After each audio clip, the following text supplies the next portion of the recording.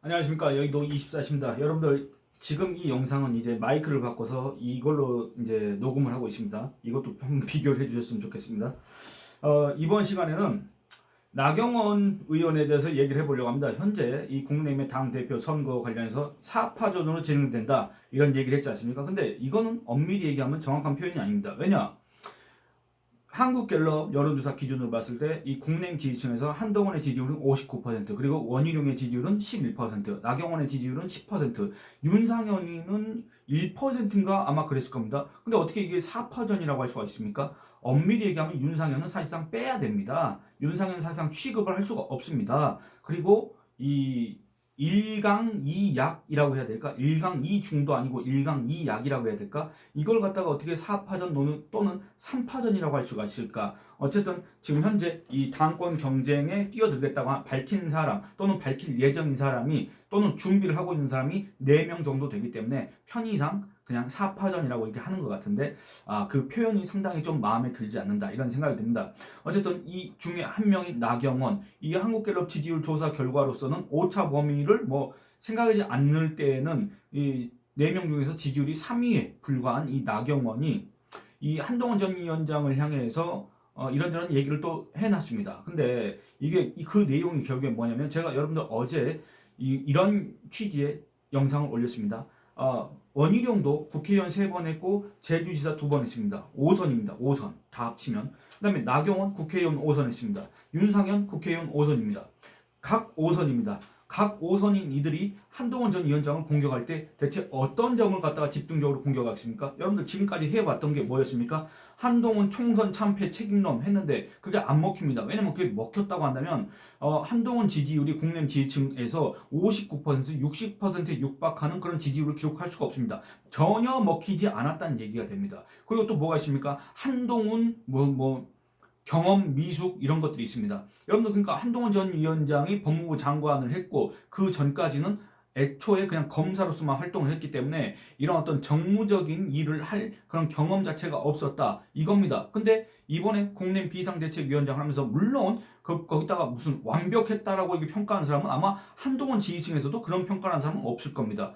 물론 미숙한 점도 많이 있었지만은 그럼에도 기존의 국내 힘이 위기에 빠졌을 때 어찌할 바 모르고 완전히 그냥 자포자기심정으로 거의 이 당이 망하든지 말든지 그냥 손 놓고 있었던 사람들에 비해서는 이 당을 어떻게든 살려보기 위해서 이 당을 어떻게든 이 총선에서 망하는 걸 막아보기 위해서 그야말로 이 한동훈 지지층에서는 온몸으로 버텼다 이런 표현을 쓰지 않습니까? 온몸으로 버텼다 정도로 이렇게 칭찬하진 않는다고 하더라도 한동훈보다 더 이번 총선에서 열심히 뛴 사람이 과연 누가 있을까? 단적으로 한동훈보다 더 이렇게 목을 많이 쓴 사람이 누가 있을까? 한동훈보다 악수를 더 많이 한 사람이 누가 있고 한동훈보다 더 많이 돌아다닌 사람이 과연 누가 있을까? 그런 걸 생각해 봤을 때 이번 총선은 있지 않습니까? 패인은 분명히 따로 존재합니다. 근데 거기에 이 한동훈의 미숙함이 있다 없다 여기에 대해서는 굳이 논쟁을 할 필요가 없습니다. 왜냐하면 완벽하지 않았기 때문에 그리고 실제적으로 졌기 때문에 한동훈의 책임이 아예 없다고 얘기할 수는 없습니다. 그럼에도 다른 사람들을 책임과 비교했을 때 그럼 한동훈의 책임이 크냐? 크진 않다. 오히려 상대적으로 적을 수도 있다. 근데 가장 큰 책임 있는 사람한테 대해서는 그 누구도 지금 현재 아무 말도 못하면서 그렇지 않습니까? 여러분들 우리 국민 중 10명 중 7명은 윤석열 대통령한테 책임이 있다고 얘기를 하는데 지금 국내임 인사들 중에서는 단 한 명도 그런 얘기를 못하지 않습니까? 공개적으로 한 사람을 제가 본 적이 없는 것 같은데 여러분들 제가 잘 몰라서 그런지 모르겠습니다만 여기에 대해서 아시는 분들은 한번 댓글 남겨주시기 바랍니다. 그런 상황에서 그 누가 한동훈한테 돌을 던질 수가 있으며 그 누가 한동훈 때문에 이번 총선이 졌다고 얘기를 할 수가 있습니까? 그 누가 한동훈 때문에 총선 졌기 때문에 한동훈은 패장이고 한동훈은 절대 이 국내에 돌아와서는 안 되고 한동훈은 정치를 하면 안 되는 아주 정치적인 미숙하다 이렇게 얘기를 할 수가 있겠습니까? 그렇지 않습니다. 그렇게 얘기하는 것 자체가 우리 국민을 무시하는 거고 그렇게 얘기하는 것 자체가 정말 비상식적인 거를 스스로 드러내는 것이다 이렇게 얘기를 할 수가 있겠습니다. 그런데 이 나경원이 그런 식의 주장을 하고 있다 그 말입니다. 제가 어제 얘기를 했지 않습니까? 이 한동훈의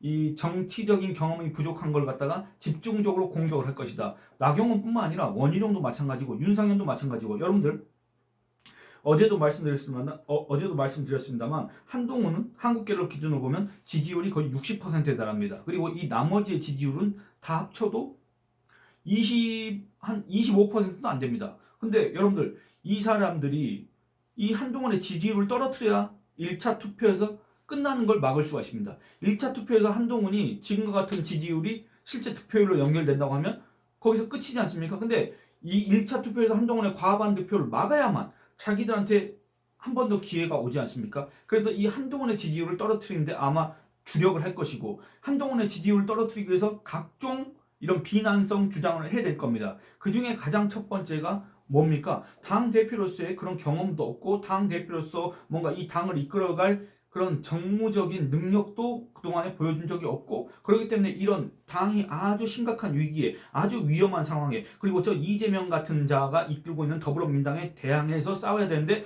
한동훈한테 이걸 맡길 수가 있겠느냐, 이런 지지층의 불안 내지는 우려, 이런 것들을 갖다 자극하고 그런 것들을 조장해서 결국에는 이 한동훈의 지지율을 떨어뜨리고, 한동훈 지지층의 이런 투표 참여 의사를 갖다가 무너뜨리고, 그럼으로써 이 한동훈의 과반 투표를 저지시킴으로써 자기들이 결선 투표에서 어떻게 친윤 세력들의 그런 지원을 힘입어서 이 한동훈과 한번 1대1 양자 대결을 한번 해보겠다. 그러면 나도 승산이 있다. 지금 이런 계산을 할 수밖에 없다, 그 말입니다. 그런 취지에서 제가 이 사람들이 분명히 한동훈의 그런 경험 부족을 갖다가 문제 삼을 거고, 이거를 막기 위해서는 한동훈이 지금 현재 준비 단계에서부터, 출마 선언 이전 단계에서부터 이거에 대해서 완벽하게 구상을 하고 아주 구체적인 대응 방안들을 갖다가 마련을 해놔야 되고, 또 주위에 이런 정무적인 조언을 시시각각 아주 능수능란하게 할 수 있는 사람들을 갖다 배치를 해야 된다. 그냥 무조건 기존의 정치권에 없던 사람들, 그냥 원외 무슨 신인 이런 사람들만 해서는 부족한 측면이 있다라고 말씀드렸지 않습니까? 그런데 그 얘기를 한 다음 날 이 나경원이 대구에 가서 그 대구 지역에 신문이 있습니다. 매일신문이라고. 이 매일신문에서 운영하는 유튜브, 실제 그 뭐 영상을 찍는 스튜디오가 대구에 있는지 없는지 모르겠습니다만, 어쨌든 이 나경원 의원이 그 유튜브 채널에 출연해서 이 한동훈 전 위원장의 경험 부족, 이 한동훈 전 위원장의 한계, 이런 것들을 갖다 얘기했습니다. 그런데 거기에 대해서 하나하나씩 한번 지적을 해보려고 합니다. 뭐냐면 나경원 의원이 이렇게 얘기합니다. 원내 대표 한계론, 또 이걸 얘기했습니다. 왜 이걸 얘기하느냐, 이 사람이 4선 이상 의원 거의 전부가 한동훈 위원장에 대해 걱정하고 있다. 그것도 앞에 그냥 걱정이 아니라 굉장히 걱정하고 있다. 이렇게 얘기합니다. 당 대표는 정치 경험이 있어야 하고 정당 경험이 있어야 되는데 그런 면에서 걱정들을 한 것이다. 이렇게 얘기합니다. 여러분 뭡니까? 그러니까 한동훈은 정치 경험이 없고, 그다음에 정당 경험도 없고, 그러니까 한마디로 경험 자체가 없고, 그런 사람이 어떻게 당 대표가 될 수 있겠느냐라고 국민의힘의 4선 이상 의원들 거의 대다수가 이런 걱정을 우려를 하고 앉아 있다. 그런 소리를 나경원이 주장을 했습니다. 어떻습니까, 여러분들? 나경원이 얘기하는 건 결국 결론은 항상 이게 될 수밖에 없습니다. 나 5선, 원희룡 5선, 윤상현 5선, 한동훈 0선. 상대가 되겠느냐? 국내 당원들 다시 한번 생각해봐라. 지금 일시적인 그런 팬덤에 힘입어서 지지율이 높게 나오는 거, 그건 정말 위험한 거다. 우리가 그 한동훈을 갖다가 정말 제대로 검증해야 되는데 한동훈은 검증할 것조차 없지 않느냐? 왜냐? 아무런 경험이 없는 사람한테 검증할 거리 자체가 있느냐? 그런 사람한테 지금 현재 절대적인 열세에 처해 있는 정당의 운영을 맡길 수가 있겠느냐? 우리의 운명을 맡길 수가 있겠느냐? 대한민국 보수 우파의 운명을 맡길 수가, 미래를 맡길 수가 있겠느냐? 지금 이런 소리를 하는 겁니다. 근데 여러분들, 그러니까 제가 아까 했던 소리가 뭐냐면, 나경원을 포함해서 그 다음에 4선 이상이면은 여러분들, 이 사람들이 국내힘에서 최소한 국회의원으로서만 최소한 16년 이상을, 이번 국회의원 임기까지 포함하면 16년 이상을 국회의원으로서 군림해 왔다는 거 아닙니까? 그런데 이자들이 대체 대한민국의 보수 또는 우파의 발전을 위해서, 대한민국 보수 또는 우파의 확산을 위해서, 이 국민의힘의 지지율 제고를 위해서 그동안에 어떤 노력을 해왔고, 그래서 그 노력들로 인해서 어떤 성과가 있었습니까? 대체 이자들이 그런 말을 할 자격들이 있는 사람들인가? 정말 그 무기력하고 무능하고 이 당 지지율에 얹혀가지고 기생충처럼 거의 당 지지율에 얹혀서 국회의원직만 유지해 온 사람들이 아닌가, 이런 생각을 할 수밖에 없지 않습니까? 그야말로 웰빙, 무능 정당의 표본들이다. 이렇게 얘기를 할 수밖에 없을 텐데, 지금 현재 이 국민의힘 지지층한테서 이런 비판을 들을 수밖에 없는 사람들일 텐데, 이 사람들이 그 누구의 경험을 놓고 지금 경험이 부족해서 안 된다. 굉장히 우려된다. 이런 평가를 할 만한 그런 자격과 실력이 있습니까? 그런 이력 자체를 봤을 때 그렇게 얘기할 만한 자격이 있습니까? 그게 아니지 않습니까? 근데 나경원은 지금 이런 주장을 하고 있다 그 말입니다. 나경원을 포함해서 국민의힘의 다선 중진이라고 하는 사람들이 이 지금 국민의힘의 지지층 그런 선택이라고 해야 될까? 국민의힘의 의사에 반하는 이런 얘기를 할 때는 역시 정치 경험이 있는 원로 내지는 중진이다 보니까 저렇게 아주 냉정하고 객관적이고 합리적이고 통찰력 있는 의견을 내놓는구나. 이렇게 평가를 받을 만한 사람이 있습니까? 없지 않습니까? 그게 이 국내의 문제고 국내에 그런 사람이 없었기 때문에 결국에는 경험 자체가 없는 한동훈이라는 사람한테 우리 좀 살려주십시오. 구원투수 좀 해주십시오. 이렇게 했던 거 아닙니까? 근데 지금 와서 뭔 소리를 하고 앉아있는지 모르겠다고 말입니다. 여러분 제가 누차 얘기하지만 저 한동훈 위원장 지지하는 거 아닙니다. 다만 이 한동훈 전 위원장이 무슨 경험이 부족하고 능력이 없고 미숙하고 아주 좌파고 보수로서의 정체성도 없고 이렇다고 주장하는 사람들을 그 면면들을 보면 정말 화가 나는 게 그자들도 그 자기들이 내놓은 비판에서 결코 자유로울 수가 없는 그자들은 오히려 더 심한 그자들은 오히려 거기에다가 플러스 무능하기까지 한 그자들은 오히려 거기에다 플러스 하면 지지율을 오히려 떨어뜨리는 국민의힘이라는 그 당의 이미지를 훼손하는 그런 사람들이다. 이렇게 생각하시는 당원과 지지층이 많을 텐데 대체 이자들은 무슨 낯짝으로 그런 주장들을 해대고 있는지 정말 그 얼굴 두께가 어느 정도 될지 한번 재보고 싶다 이런 생각이 든다 그 말입니다. 나경원이 또 이런 얘기했습니다. 가장 가까운 선거가 지방선거 2년 후다. 그러니까 지방선거가 여러분들 2026년 6월 달에 있을 거 아니겠습니까? 그러니까 2년 후에 지방선거가 있는데 갑자기 여러분들 저 이것도 좀 이해가 안 되는 게 다시 한번 읽어보겠습니다. 가장 가까운 선거가 지방선거 2년 후랍니다. 뭔 소리 하고 앉아 있는 겁니까? 그러니까 우리나라 정치인들 나경원 의원은 서울대 법대를 나온 사람 아닙니까? 여러분들 이 사법연수원에서 성적이 좋은 사람들 이 순위권으로 따지면 저 상위권에 있는 사람들이 판사로 가지 않습니까? 나경원 의원 같은 경우는 판사 출신이지 않습니까? 그런데 말하는 게 가장 가까운 선거가 지방선거 2년 후다. 뭔 소리하고 앉아있는지 모르겠다 그 말입니다. 가장 가까운 선거가 2년 후인 지방선거다 이렇게 얘기를 해야지. 안 그렇습니까? 갑자기 이런 걸 한번 지적하고 싶었고 계속 읽어보겠습니다. 결국 우리의 전쟁터는 국회다. 이렇게 얘기하면서 이재명 당대표는 원내 교섭단체 대표연설이나 본회의장의 교섭단체 대표연설을 통해서 45분 가까이 온 생방송되는 여러분들 정말 이 말에 문제가 있습니다. 말에 문제가 있습니다. 이 마이크를 통해서 국민들께 말할 기회가 있고 그를 통해서 설득한다. 우리의 당대표는 국회의원이 아니면 그 자리에 없다 얘기합니다. 그러니까 겨우 원외 대표의 한계론이라고 꺼내놓은 것이 이재명이는 국회에서 국회 원내 교섭단체 대표 연설을 하면서 40분, 50분에 걸쳐서 생방송으로 연설을 하는 것을 우리 국민들이 지켜볼 텐데 한동훈은 그게 아니지 않느냐. 한동훈은 국회의원이 아니기 때문에 그런 기회가 없지 않느냐. 이런 소리를 하고 앉아있는 겁니다. 여러분들 어떻습니까? 그냥 제가 여기에 대해서 이런 비판을 하기 전에 어떻게 생각하십니까? 여러분들 일말의 설득력이라도 있습니까? 전혀 그렇지 않습니다. 여러분들 한동훈 전 위원장이 법무부 장관일 때 한동훈 전 위원장이 무슨 원내 교섭단체 대표 연설을 할 자격이 있었습니까? 여러분들 한동훈 위원장이 법무부 장관일 때 한동훈 전 위원장이 40분, 50분 동안 일장 연설을 할 수 있는 기회가 있었습니까? 그런 적은 없습니다.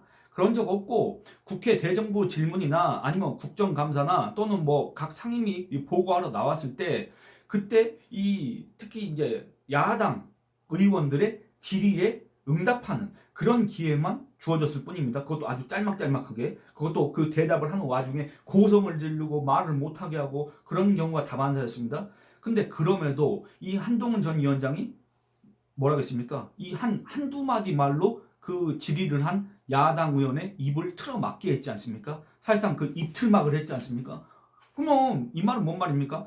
이게 그 장소가 중요한 것도 아니고 그러니까 원 내에서 한다는 그 장소가 중요한 것도 아니고 40분 50분 생방송을 한다는 것도 중요한 것도 아니고 그 사람이 국회의원이냐 국회의원이 아니냐 그것도 중요한 게 아니다 그 말입니다. 그 사람이 내놓는 메시지의 적절성, 타당성, 설득력 이런 것들이 중요한 거지. 그 메시지를 내놓는 그 사람의 자격과 능력이 중요한 거지. 이재명이라는 사람이 아무리 그 좋은 온갖 미사 여구를 다 동원해서 국회에서 일장 연설을 해도 거기에 대해서 공감할 수 있는 사람이 과연 몇 명이나 있겠습니까?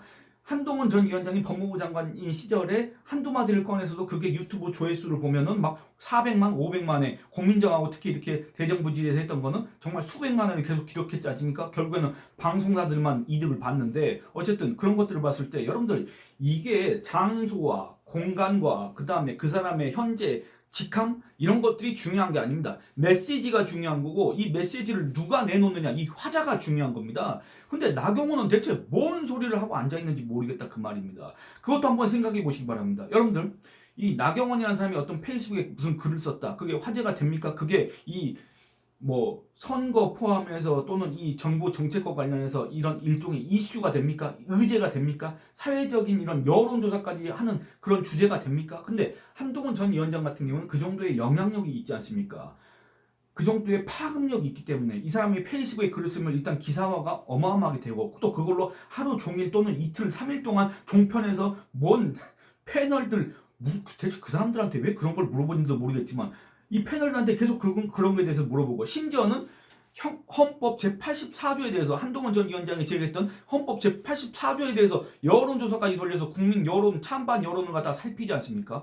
이게 중요한 겁니다. 장소가 중요한 것도 아니고 그 공간이 중요한 것도 아니고 그 당시의 직함이 중요한 것도 아니고 얘기하는 시간이 중요한 것도 아닙니다. 그렇지 않습니까? 근데 나경원이라는 사람은 이 국회의원을 5번이나 했다는 자기의 정치 경험을 자랑하면서 한동훈의 정치적 경험 부족을 갖다 이렇게 꼬집는 지적하는 나경원은 지금 이런 소리를 하고 있습니다. 그리고 나경원은 갑자기 이제 마음이 급했던 모양입니다. 나경원은 자기가 이 친윤과의 일종의 밀당을 하고 있었던 모양입니다. 친윤이 우리는 내세울 주자가 없으니까 너를 지원해줄게 대신에 너도 우리한테 해줄 건 다 해줘야 된다. 우리한테 충성해야 된다. 윤석열 대통령 지켜줘야 된다. 윤석열 대통령 배우자도 지켜줘야 된다. 마마 이런 요구를 했을 수도 있는데 나경원은 이제 거기에 대해서 일종의 이렇게 약간 이렇게 튕기면서 밀면서 뭐 그런 얘기 했지 않습니까? 우리 당에는 뭐 친도 없고 반도 없고 어쩌고 저쩌고 친윤도 없고 반한도 없고 이런 얘기 했지 않습니까? 그런데 그렇게 외관상 표면적 중립을 강조했던 나경원이 갑자기 당정일체론을 꺼내 들었습니다. 뭐라 그랬냐? 대통령이 성공 못하면 우리 재집권 못한다. 대통령이 성공할 수 있도록 최선의 노력을 해야 된다. 이렇게 얘기했습니다. 뭡니까 결국에는?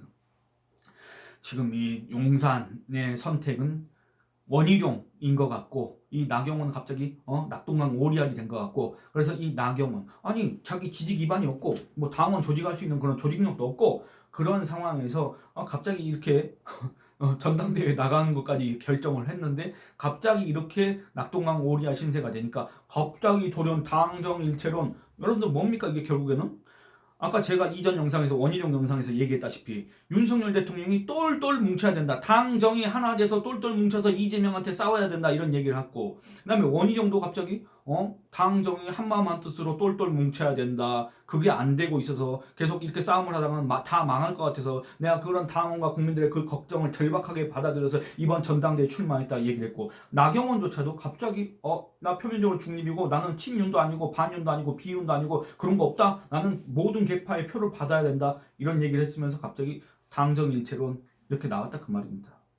여러분들 그러니까 이게 꼭 나경원만을 제가 비판하는 게 아니라 이게 국민의힘에서 그동안에 이 국민의힘 지지층의 표로 그동안의 정치 생명을 연명해왔던 이런 웰빙 무능 보수도 아니고 우파도 아니고 뭐라 해야 될까? 웰빙 무능 보수 호소인들의 민낯이다. 진면모다. 이런 얘기를 하고 싶습니다. 여러분들 제가 지금까지 했던 얘기에 대해서 뭐 동의하신 분도 계실 거고 너무 심한 거 아니냐 이렇게 생각하시는 분도 계실 텐데 그런 의견들을 댓글로 많이 남겨주시기 바랍니다. 그리고 제가 얘기를 하다가 깜빡했습니다만 댓글 후원을 해주신 분한테 또 감사 인사를 말미에 또 하겠습니다. 러블리 로지스님께서 또 댓글 후원을 해주셨습니다. 먼저 앞에서 감사 인사를 했어야 되는데 제가 이 나경원의 말이 너무나도 어처구니가 없어서 깜빡했습니다. 죄송합니다. 여러분들 이 영상 그만 마치도록 하겠습니다. 많은 의견 남겨주시고 또 이 마이크의 음질에 대해서도 이전 영상과 비교해서 한번 댓글을 남겨주셨으면 좋겠습니다. 여러분들 감사합니다.